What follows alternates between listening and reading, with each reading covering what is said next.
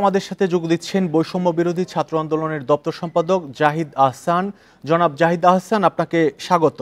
শুরুতে যে বিষয়টি জানতে যাচ্ছি, ৩১ তারিখে আপনাদের যে ঘোষণাপত্র আসবে সেখানে মূলত কোন কোন বিষয়ের উপর গুরুত্ব দেওয়া হচ্ছে, আর সার্বিকভাবে এই ঘোষণাপত্রকে আপনারা কিভাবে দেখছেন? জি, ধন্যবাদ মাননীয় উপস্থাপক। আমরা একটা ঐতিহাসিক মুহূর্তে দাঁড়িয়ে আছি।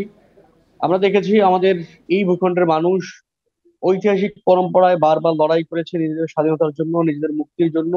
কিন্তু প্রত্যেকবার তাদের সেই স্বাধীনতা, তাদের সেই মুক্তি নানাভাবে ব্যাহত হয়ে গেছে। আমরা দেখেছি কলোনি থেকে মুক্ত হওয়ার জন্য 1947 সালে আমাদের এখানকার লড়াইয়ের মাধ্যমে একটা আমরা ইংরেজ কলোনি থেকে মুক্তি পেলাম বটে।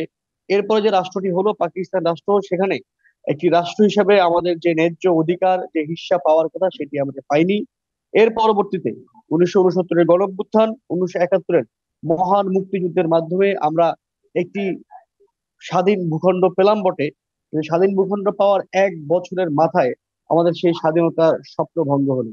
আমরা দেখলাম 1973 সালে নির্বাচন, আমরা দেখলাম 1974-এ বাকশাল করা হলো, আমরা দেখলাম স্বাধীনতার পরে দ্বিতীয় বাজেটেই এসে আমাদের পুরো জাতি একটি দুর্ভিক্ষের সম্মুখীন হলো। এর পরবর্তীতে আমরা কয়েকবার সেনা অভ্যুত্থান দেখলাম, এবং এরপরে 90-এর গণঅভ্যুত্থানের মাধ্যমে আমরা ভেবেছিলাম গণতন্ত্রের পথে এই বুঝি আমাদের যাত্রা শুরু হলো। কিন্তু 10 বছর না পেরোতেই আবারও 10 থেকে 15 বছরের মাথায় এসে 2008 সালের থেকে শুরু করে 2024, 16 বছর আমরা একটি ফেসিবাদী ব্যবস্থার মধ্য দিয়ে গেলাম। 2024-এ এসে প্রায় 2,000 মানুষের জীবন এবং প্রায় 30,000 মানুষের অঙ্গহানি, আহত হওয়ার মাধ্যমে আমরা আরো একবার ফেসিবাদী ব্যবস্থা থেকে মুক্তি পেয়েছি বলে মনে করছি। আমাদের এখন এই মুক্তিকে সুসংগত করতে হবে, আমাদের এখন এই স্বাধীনতাকে ধরে রাখতে হবে। এটা আমাদের দ্বিতীয় লড়াই, এটা আমাদের দ্বিতীয় যুদ্ধ।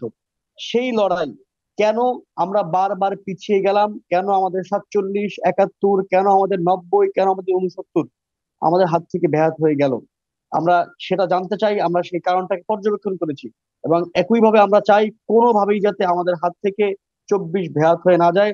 যে জন আকাঙ্ক্ষায় 5ই আগস্ট প্রায় 40 লাখ মানুষ গণভবনের দিকে যাত্রা শুরু করেছিল, সেই সকল মানুষের আকাঙ্ক্ষা নিয়ে এই জুলাইয়ের ঘোষণাপত্র। এই সকল মানুষ যারা জীবন দিয়েছেন, তারা যে আকাঙ্ক্ষায় জীবন দিয়েছেন, 30,000 মানুষ যেই আশা নিয়ে, যে আকাঙ্ক্ষা নিয়ে তাদের অঙ্গহানির ঝুঁকি আহসান, নিয়েছেন। আরেকটি বিষয় জানতে চাচ্ছি, আপনারা যে ঘোষণাপত্র পাঠ করবেন সেই ঘোষণাপত্রের মধ্য দিয়ে কি 72-এর সংবিধান বাতিল ঘোষণা করবেন?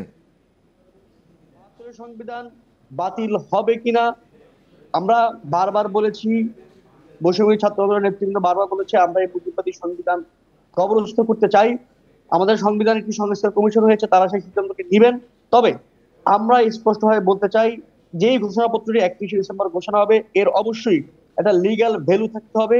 আমরা এখনো দাবি করছি, আমরা সামনেও দাবি করব, যাতে অবশ্যই যেই ঘোষণাপত্রটি পাঠ করা হবে সেটি সংবিধান যাতে অন্তর্ভুক্ত করা হয়, এবং যেই গণ অভ্যুত্থান আমরা করেছি, সেই গণ অভ্যুত্থান যেটা পুরো বাংলাদেশের সকল মত, সকল দল, সকল রাজনৈতিক ক্যান্ডিডেটের মানুষ মিলে করেছে, সেটা অবশ্যই যাতে সংবিধান অন্তর্ভুক্ত করা হয়, এই দাবিটা আমরা জানাই। আরেকটি বিষয় হচ্ছে যে স্বাধীনতার পর থেকে যারা ক্ষমতায় ছিলেন, যেসব দল ক্ষমতায় ছিল, তাদের নিয়ে কি আপনাদের কোনো পর্যবেক্ষণ থাকবে কিনা এই ঘোষণাপত্রে?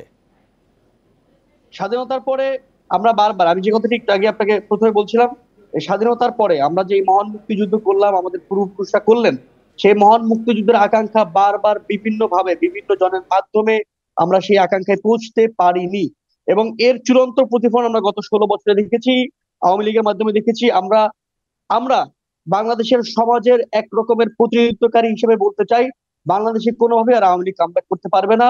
অন্যান্য দলসমূহ আমরা আশা করছি তারা ওই সকল ফেসিবাদী ব্যবস্থা থেকে হাঁটবে না, হাঁটলে তাদের ব্যাপারে আমাদের একই সিদ্ধান্ত হবে। জনাব জাহিদ আহসান, আমাদের সাথে যুক্ত হওয়ার জন্য আপনাকে অনেক ধন্যবাদ। ছাত্রদের পক্ষ থেকে ঘোষণাপত্র আসছে 31 ডিসেম্বর, সে বিষয়ে আমাদের সাথে কথা বলতে যুক্ত ছিলেন বৈষম্য বিরোধী ছাত্র আন্দোলনের দপ্তর সম্পাদক জাহিদ আহসান।